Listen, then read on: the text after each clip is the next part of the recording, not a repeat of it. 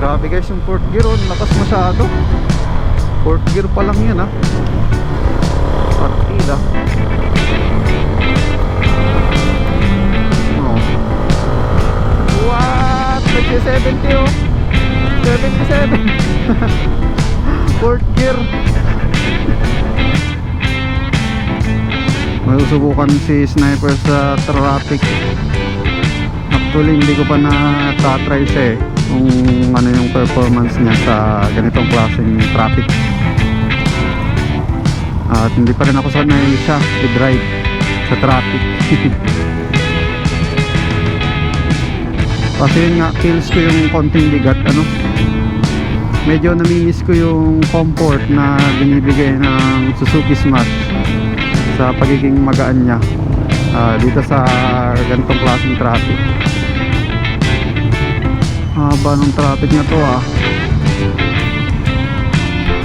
So sabi kanina nung nag-change oil ay okay lang naman daw na lumampas siya ng 500, kasi kagaya nga nitong sa atin, ano, lumampas siya nag 650 plus yung odo niya bago tayo nagpa-change oil. Eh okay lang daw yun, basta wag lang lalampas ng 1k odo. Yan, sarap ng ihataw ng makina. Bagong change oil. Suwabing-suwabe yung hatak.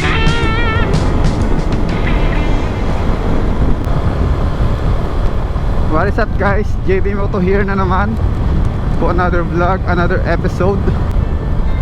And welcome back to our YouTube channel. At Sniper 155 nga pala kasama natin ngayon. Tayo pinahiram na naman ni Papa. Nautusan tayo guys para i-change oil siya kasi lampas na siya ng ano eh, ng 500. Actually 640 na nga, oh. Lampas na siya dun sa unang change oil niya na 500 kilometers na mileage.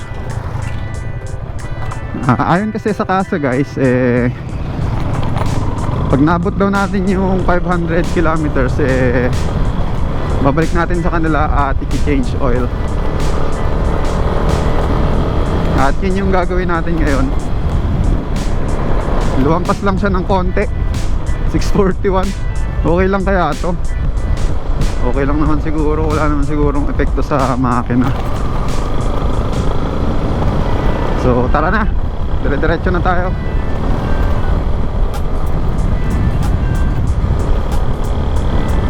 Wow, bilis!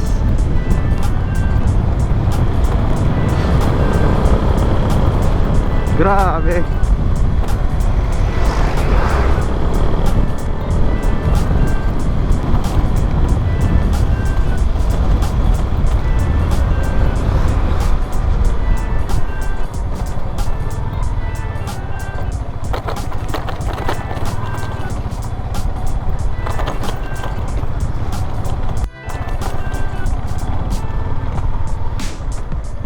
Parang medyo matigas yung suspension niya.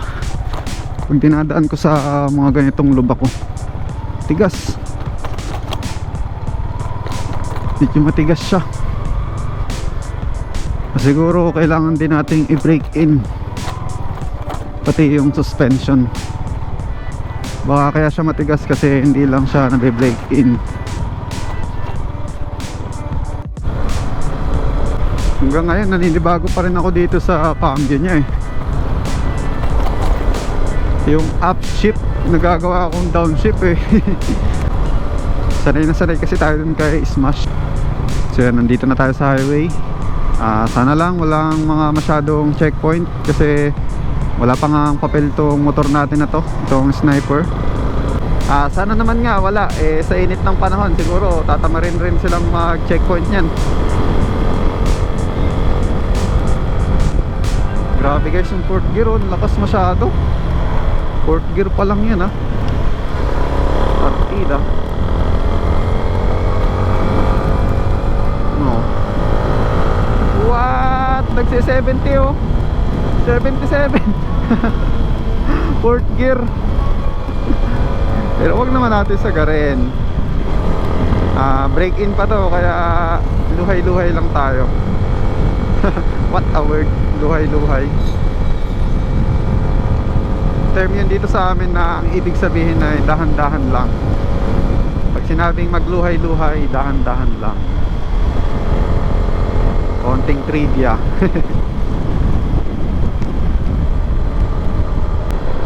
Nakuha nga pala ni Sniper tong 500 odo niya. Halos ano lang, 3 weeks lang niyang nakuha. Hindi ko alam kung mabilis yon sa 3 weeks o matagal. Pero alam ko yung iba 1 week lang nakukuha na yung 500 odo na yun Ginamit ko kasi to nung nag-seminar kami sa Kapalonga. Ayan, layo-layo noon, nasa 70 kilometers yun. Then nagbabalikan pa ako noon, kaya sa isang araw ilan kagad, 140 kilometers agad. Kaya madali kong na-reach yung 500. Mali ngayon, lampas na 646 na siya. Dahan-dahan lang tayo dito sa may parte dito, kasi kadalasan dito pumipwesto yung mga mga nagche-checkpoint na pulis. Baka na lang meron.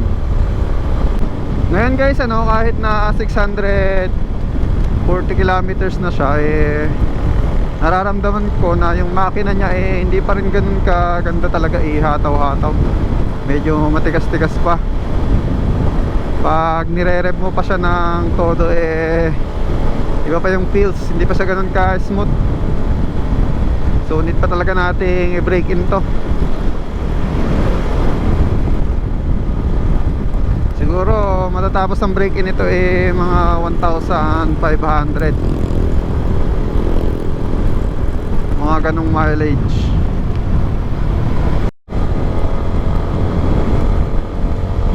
Medyo natutokso na akong ihataw pagka may ganito, yung open na daan. Natutokso na akong ihataw siya, kaso naisip ko break in pa. Bawal pa talaga. Ang sarap niya kasing ihataw guys Very powerful yung niya, yung engine niya. Capable siyang humataw-hataw talaga. Hindi ko lang alam guys kung libre sa kasa yung kanyang unang change oil. Kasi nung si Smash noon, nung pina-change oil ko siya ng unang change oil, libre siya walang bayad yung libre. Parang yung langis lang yung binayaran ko nun. Hindi ko alam kung ganun din dito kay Sniper, pero sana ganun din para makatipid naman tayo kahit pa paano. And halos magwa 1 month na rin to guys sa amin, tong Sniper na to. Hindi ko sure kung meron na tong papel. Siguro tanungin ko rin mamaya sa kasa habang nagpapa-change oil tayo. Pero yung Smash ko dati kasi masaglit lang siya. Eksaktong 1 month meron ng plaka sa ORCR. Ang bilis na lang dumating ng mga ngayon, ng mga papel ng motor kaysa dati. Dati talaga halos taon yung inaabot. Yung ibang motor ngayon na nirelease pa nung mga 2019, 2020, hanggang ngayon wala pang plaka Ang tagal dumating. Saka na-experience ko dito sa Sniper na to, sa paggamit ko sa kanya, kala ko nung una, nung hindi pa nakaka-drive ng Sniper, smooth yung ng Sniper. Kumbaga relax lang, pero hindi pala, aggressive pala ang makina ng Sniper guys. Iba yung galit niya talagang tapang ng makina niya. Malapit na tayo sa diet guys, at doon tayo magpapa-change oil.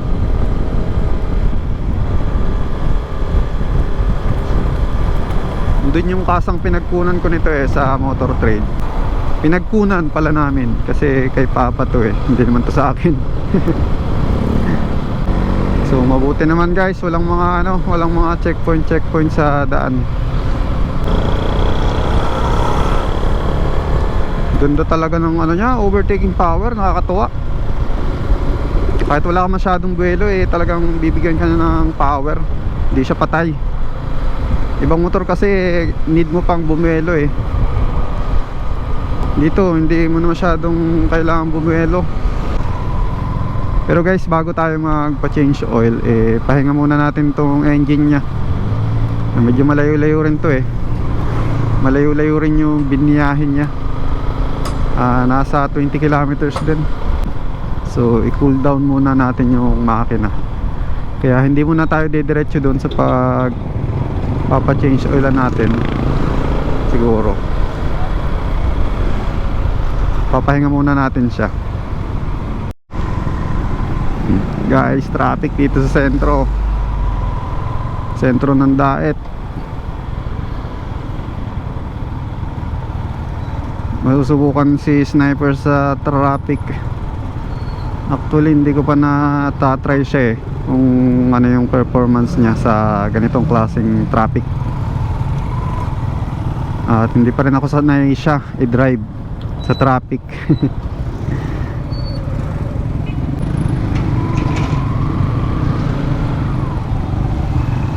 Dun sa Sniper kasi sanay na akong gamitin yun eh sa traffic. At subok ko na rin. Okay talaga siya sa mga traffic kasi sobrang gaan niya. Ang dali niyang isingit-singit. Ito kasi medyo mabigat to. Kulang 120 kilogram yata to eh.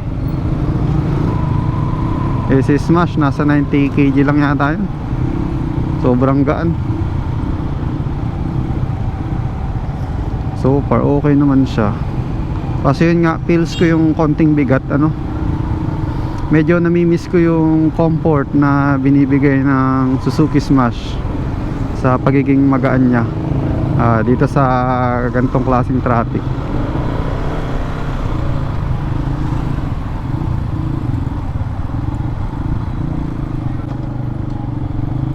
Umuusad naman siya, hindi naman siya ganun ka-traffic.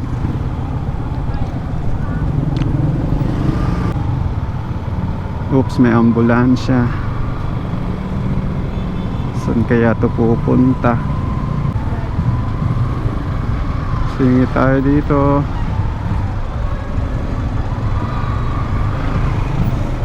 Ano ba meron? Ako po, babad clutch natin dito pagka ganito.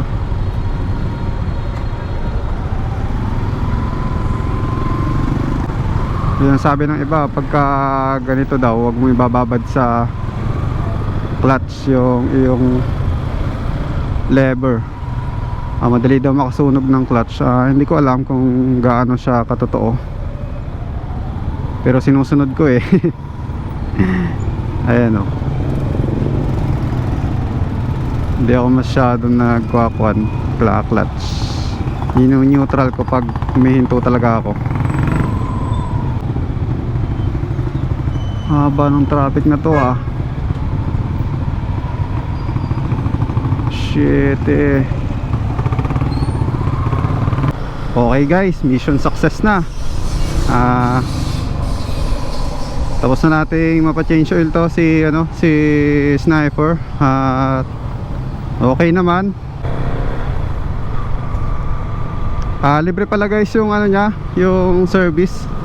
Pero yung langis babayaran nyo rin. Nagkahalaga ng nasa 270 yung langis. Yamalube yung pangalan nung recommended na langis sa kanya. Yun yung nilagay. Bale inabot ng 315 pesos yung binayaran ko kanina. Parang may additional siyang 45. Ewan ko kung para saan yun.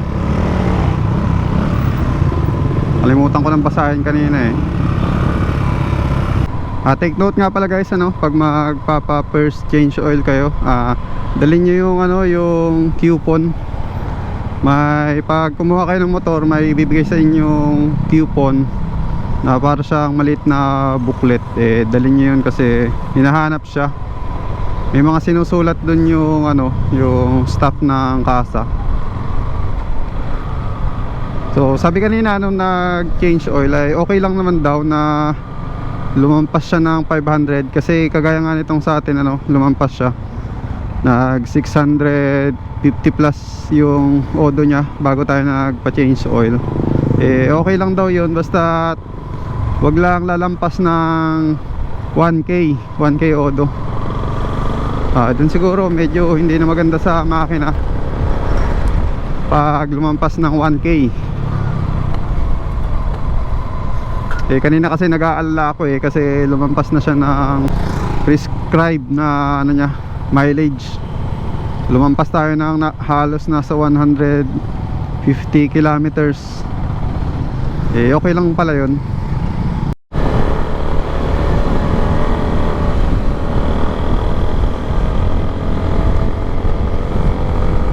Yan, sarap ng ihataw ng makina.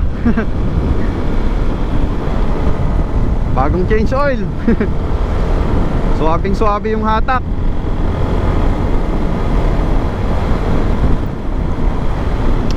Sabi rin nung gumawa kanina, 1,600 yung sunod na pa-change oil natin or 1,660 plus kasi 660 na to.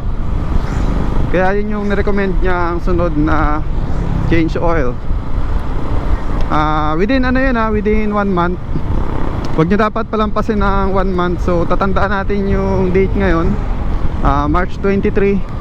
So meaning kahit hindi pa natin maabot yung 1,660 na mileage ay pag nag April 23 na ay obligado na tayo na ibalik uli sa kanila at i-change oil.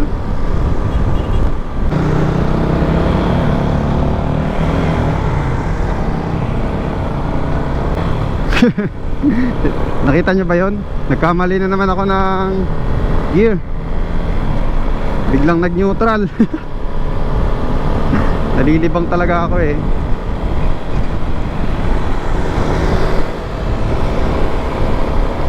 Dito na tayo sa sa expressway. Expressway ng Camarines Norte.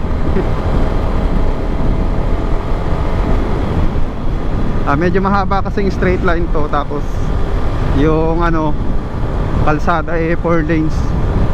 Kaya sinasabi kong expressway. Tapos yung gilid niya kasi palayan. Ganyan naman yung nakikita natin pag sa expressway, di ba? Kagaya dun sa sa NLEX. Kinuha ko rin pala guys yung yung pinagpalitan na langis. Inutos kasi ni Papa dalhin ko daw. Kaya andito yung luma niyang langis, dinala ko. Kaya kung saan gagamitin ni Papa. Ako kasi pag ganun hindi ko na dinadala tinatamad na akong magdala. Dun kay smash ko, pag nagpapa-change oil ako dun, iniiwan ko na. Wow! Power! Hit gear nag-80.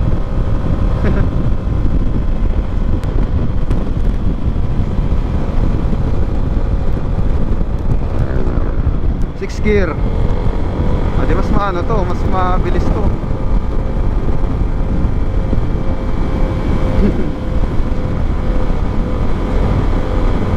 Relax lang siya kahit 80 na siya. Relax pa rin yung makina niya, hindi pa siya ganun galit na galit. Labasan na ng mga estudyante. Parang aga naman. Anong oras na ba? Alas 4 pa lang mahigit Pero labasan na dito ng estudyante.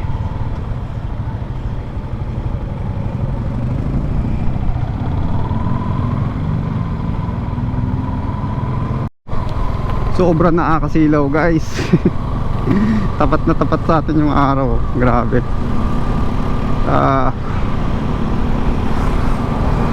Kaya siguro kailangan ko na talagang bumili ng ano, na smoke visor nitong ating LS2 na helmet. Kaso hindi ako marunong magkabit nun.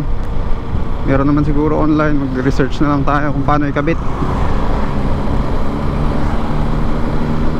Ayun oh, sinag na sinag oh. Guys, nakakalimutan kong itanong about dun sa papers niya. Kung dumating na, magwa 1 month na kasi. Pero palagay ko wala pa yan. Di bale, mag-text na lang siguro sila. Yun yung sabi sa akin noon eh, magte-text na lang daw. Masyado na ako excited.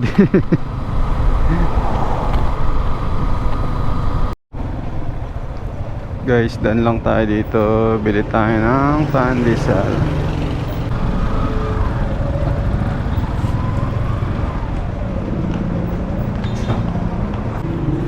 Pabili po. 10 piraso po. Guys, dito na tayo. Malapit na tayo sa bahay. At abangan nyo ako sa ating susunod na video. JB Moto, pansamantala munang mamamaalam. Peace out. Bye bye.